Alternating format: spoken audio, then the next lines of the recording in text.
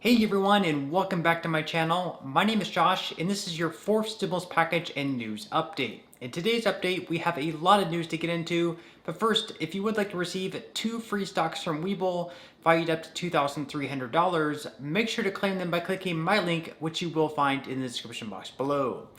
Okay, so today the Senate will be voting on a procedure which would allow for the Democrats to raise the debt ceiling with just a simple majority. This means if the procedure passes, instead of needing at least 60 votes or 10 Republicans to approve a debt ceiling increase, they would just need all 50 Democrats to approve of it, with Vice President Kamala Harris being the tiebreaker.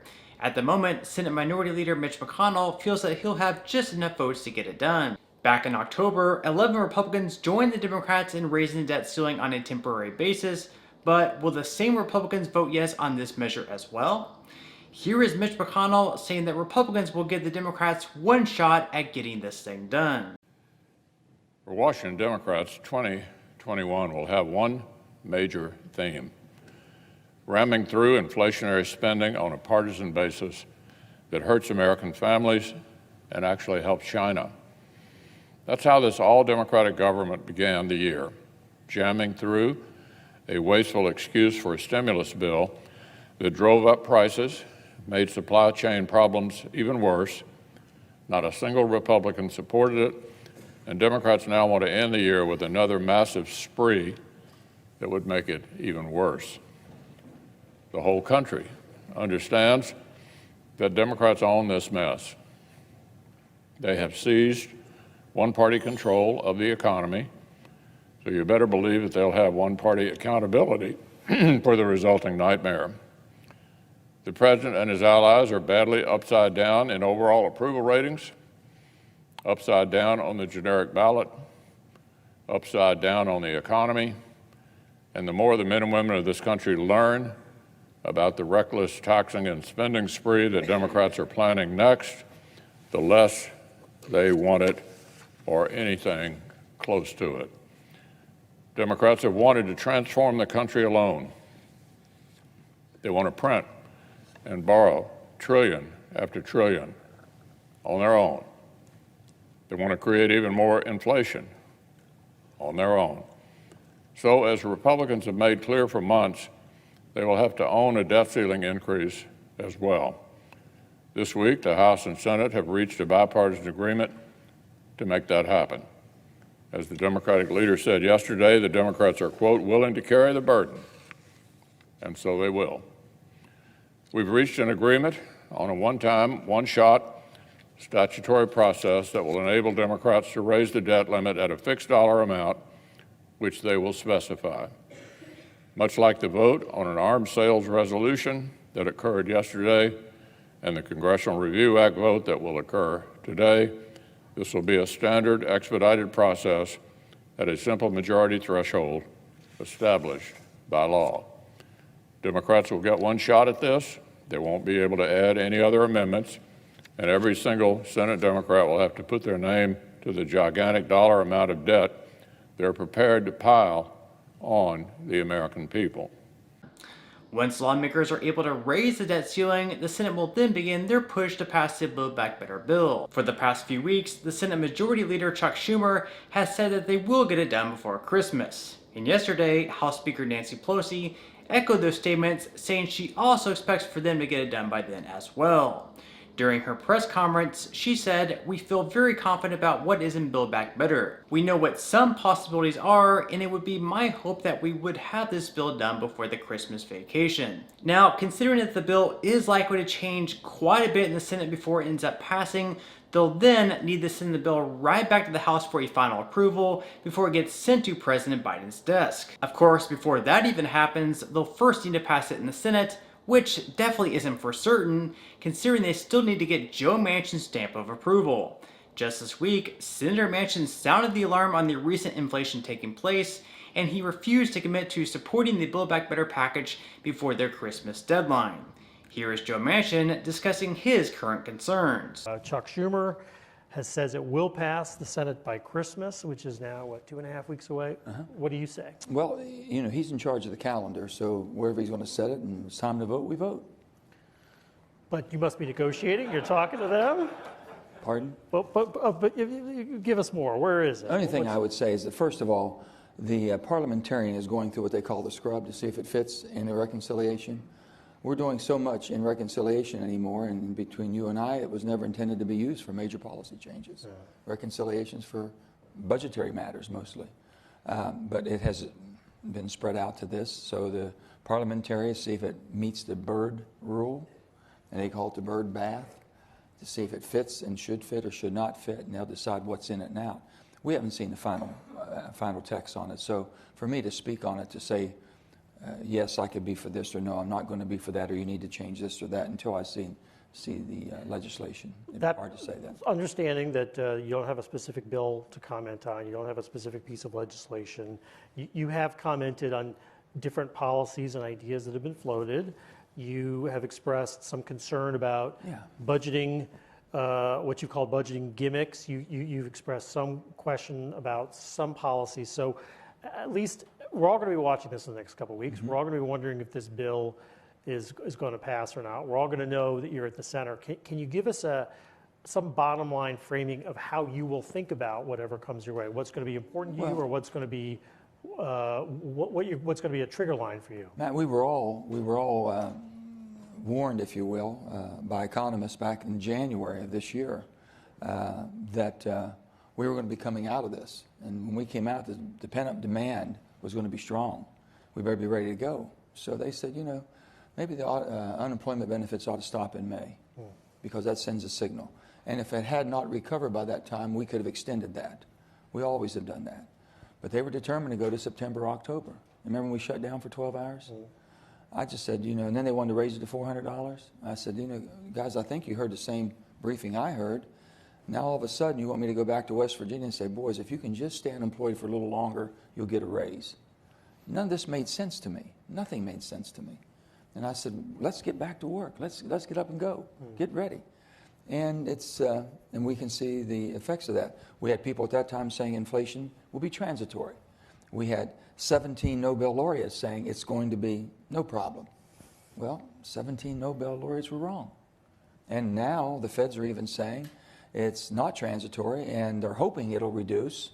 And we don't know. We'll have to wait and see. But the bottom line is, I was concerned then, and I said, let's take a strategic pause. I put an op-ed in the Wall Street Journal for that reason, and I thought long and hard about that. My reason for saying that, and I still feel strongly about that, is the unknown we're facing today is much greater than the need that people are believing this aspirational bill that we're looking at. And we've got to make sure we get this right. We just can't continue to flood the market as we've done. Regardless of Manchin's concerns, Chuck Schumer still has full confidence that his chamber will get this bill finished up. Here is Senator Schumer vowing to finish the Build Back Better bill. None of these are easy accomplishments, but we are clearing the path for Democrats to turn to our biggest domestic priority of the year, passing President Biden's Build Back Better Act before Christmas. Later today, 4 Senate committees will release the final text of their portions of Build Back Better, along with CBO scores for each, as required by the reconciliation process. Those 4 committees are Commerce, Small Business, Banking and Housing, and Veterans Affairs. In the meantime, I continue to hold daily conversations with my Democratic colleagues, with the White House, with the Speaker, and House colleagues. We continue to make good progress, and we are still on track to vote on a final product before Christmas. The sooner we can pass Build Back Better, the better off American families will be as we start the new year.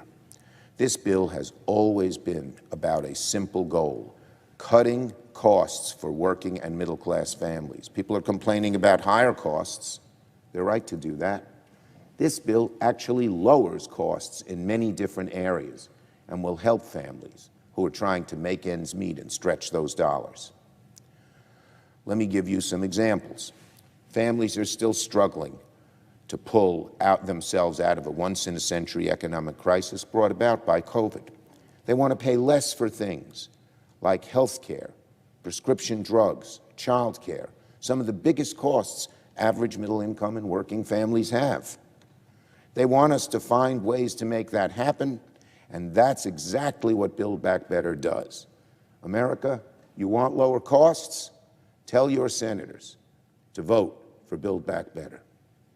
Also yesterday, lawmakers moved forward on nullifying President Biden's vaccine mandate for larger employers. It wasn't that long ago that it seemed that mainly Republicans opposed the vaccine mandates, but now we've recently had Jon Tester, also publicly opposing the mandate, becoming the second Democrat to do so. With it now becoming more of a reality that the vaccine mandate will be overturned, here is the White House press secretary saying, "It doesn't matter, Biden will veto it anyways." Jon Tester just told NBC News that he plans to support the provision to essentially nix the Biden administration's vaccine mandate for big businesses. So he, along with Joe Manchin, what is your response to that, the fact that some Democrats are joining on to that? And should it make its way through the House, it's obviously facing an uphill battle there, would the president veto that? Well, let me first say that the president has a great relationship with Senator Tester, one with Senator Manchin, and he has always had constructive and open dialogue with both of them. I think it's important to remind everyone what this OSHA rule is all about. One, it's based on a 50-year-old law, and we are confident in our ability to implement it. It's about not just requiring vaccination, but unvaccinated people to get vaccinated, but the alternative of testing, so testing once a week. And I think our view, and the view of many Americans, is that if people aren't vaccinated, having them test once a week is quite reasonable, as we're thinking about how to protect our workplaces, how to protect stores and retail locations as people are out shopping for Christmas and the holidays, how to protect our children in schools and public places. And we also know that more than 100 leading public health experts have endorsed this rule. It's also building on what we've already seen businesses do on their own. 60% of businesses across the country are implementing these requirements because they know they work, they know people will feel confident being in their workplaces, and they know that they will provide a more stable work environment. So we certainly hope the Senate, Congress will stand up to the anti-vaccine and testing crowd, and we're going to continue to work to implement these. If it comes to the president's desk, he will veto it. And we've got a new variant and cases are rising. President's been clear, we'll use every tool to protect the American people, and we hope others will join us in that effort. In some other news, as if we needed any more drama in Washington, the fighting between the two parties continue as Democrats demand Republican Lauren Boebert to be stripped of her committee assignments after the anti-Muslim comments made not long ago. Here is squad member Rashida Tlaib saying that bigotry has no place in our society. Good afternoon, and thank you all so much for being here, and thank you so much for my colleagues. I'm not only a colleague up here, but I'm also a fellow Muslimah, so thank you. Thank you, Ayanna. You know I get emotional, but let me tell you, all of you, your solidarity means so much, because when she said that, right, Debbie? I mean, when she said that, she was evoking violence on Muslims all across our country. And so it's important to know, of course, Ilhan Omar, when I check up on her, she's like, sis, I survived war, I can survive this. She says that so that I can stop crying. But I also know that this is hard. This is hard for all of us. You know, women in politics, the violence towards us is increasing. I mean, Debbie, I remember when you were getting them. I remember all of us. I mean, it's just overwhelming. And all we want to do is serve the community that raised us, the community that brought us here. We do it so much from love. And so I just want you all to know that I am so incredibly grateful that you all are up here and sponsoring a resolution. We shouldn't have to beg and urge Republicans to do what's right here. You know, they have Muslims in their communities. I know they do. They call me to say, well, how can I talk to them? How can I get them to see us? Rashid, I have a clinic in their community. I do this nonprofit work in their community. How come they don't see us as neighbors, as fellow Americans? It is hard. It is hard being Muslim in our country right now, and this makes it worse. And so let me tell you, it is important for us to understand this is a national platform that we cannot allow her to use to evoke not only hate, and I think Barbara Lee, you put it perfectly. It's not just hate speech, which is god awful, but it's also hate speech that's evoking violence and danger towards a whole people in our country. You called a colleague a suicide bomber. You called her a terrorist. You're invicting by saying that you said it about all Muslims in our country, and you know it. You know exactly what you were doing. And you have to be held accountable. We can't continue to say that bigotry has no place in our society, that violence has no place, and then not take any action. Now, even though Boebert claims to have publicly apologized to Omar, apparently Omar has denied her doing so and wants to see the Republicans strip her assignments away. But on that note, I'm going to go ahead and wrap up this video. Again, if you would like to receive a couple of free stocks from Webull, make sure to quickly claim them by clicking my link in the description box below. To receive the first free stock, you will need to fully open an account. Then to receive the second free stock, which will be valued up to $2,000, you'll need to make a qualifying deposit of at least $5.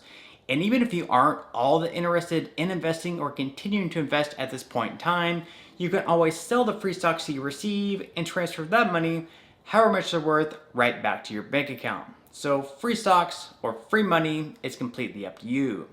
So once again, I hope that everyone has a great and safe rest of their day. If you did enjoy the content in today's video, it would greatly help me out if you would give this video a like, a big thumbs up. That does just help out with the YouTube algorithm. And until next time, as always, I will see you in the next video.